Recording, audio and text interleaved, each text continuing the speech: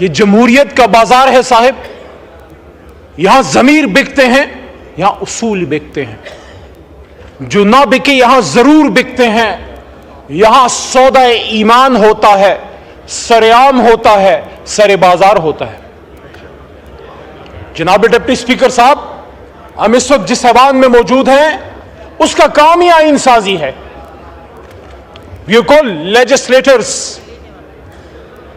हम आईन साज, कानून साज यहां पे बैठे हैं, हम इस काबिल नहीं हैं, लेकिन अल्लाह ताला ने, आपकी तवज्जो चाहिए मुझे, अल्लाह ताला ने 25 करोड़ अवाम की ताकत और अपनी बरकत से हमें इस्तिताअत दी है कि हम अपनी जात से निकल के इस सब जिलाली परचम और उस बाबाए कौम की फरमूदात की रोशनी में इस मुल्क को मुल्क बना सकें, जिसके लिए बरसगीर पाको हिंद की गली गली कूचे कूचे ये नारा लगता था कि बट के रहेगा हिंदुस्तान और बन के रहेगा पाकिस्तान। और पाकिस्तान का मतलब क्या? ला इलाहा इल्लल्लाह। तो ला इलाहा इल्लल्लाह का क्या मतलब है? जनाबे डिप्टी स्पीकर साहब, आईन की ये किताबें जो हैं, ये पाकिस्तान चलाने के लिए एक मुकद्दस डॉक्यूमेंट जरूर है, लेकिन सिर्फ एक किताब में तब्दीली नहीं हो सकती, वो कुरान अजीम शान है।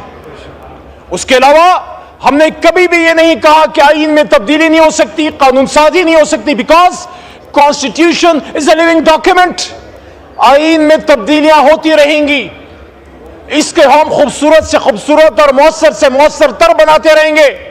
लेकिन जनाब डिप्टी स्पीकर साहब, आईन की ये किताबें हमारी किसी बहन के सर के दुपट्टे से ज्यादा कीमती नहीं है।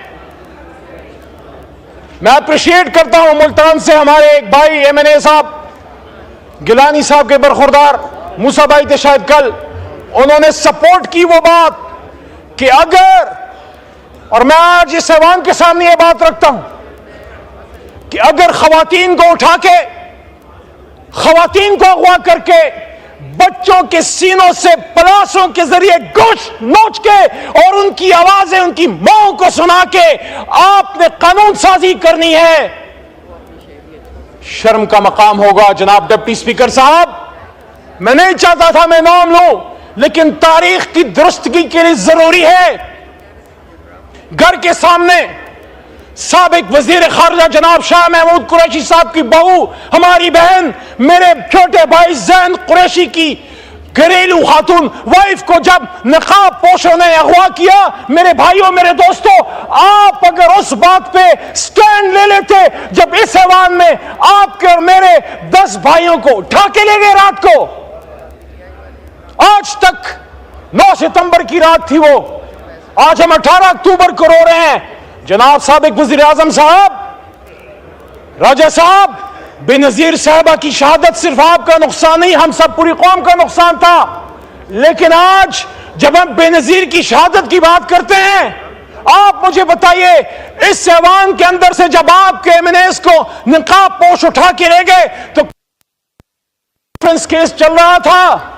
मेरे उस्ताद मोहतरम जो शहीद हो गए, लतीफ अफरीदी लाला, जो पख्तूनों की शान थे, उस भुट्टो रेफरेंस केस में वो अमायकस थे और मैं उनके साथ 2011 से सुप्रीम कोर्ट आता था। भुट्टो साहब के उस केस में मैं उनके साथ वहां सुप्रीम कोर्ट में आता था, हमारे सामने वो केस चला, लेकिन फिर नहीं पूरा हो सका।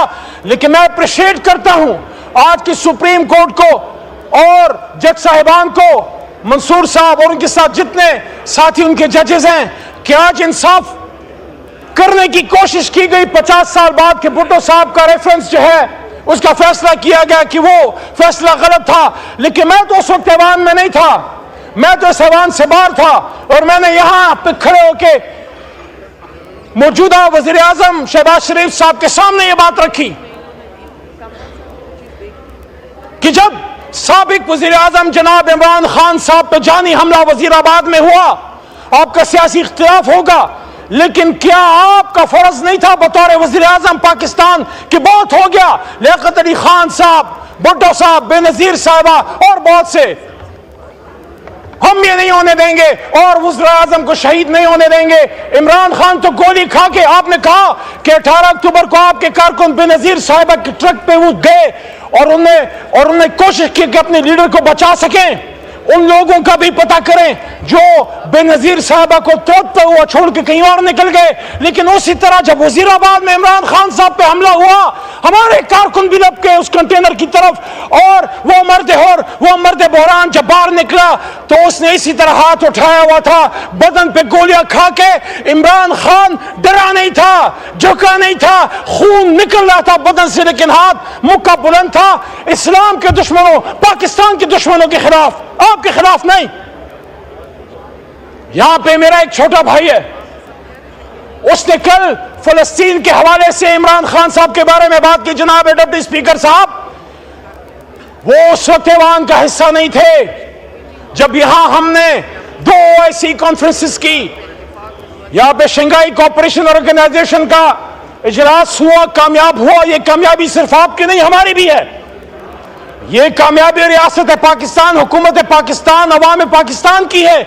इसीलिए हमने 15 अक्टूबर का अपना एहतजाज मौखर किया कि कोई ये ना कहे बाहर के आने वाले मेहमान कि ये तो आपस में मुश्तरक गिरबान हैं, ये हमारे साथ क्या ताउन करेंगे।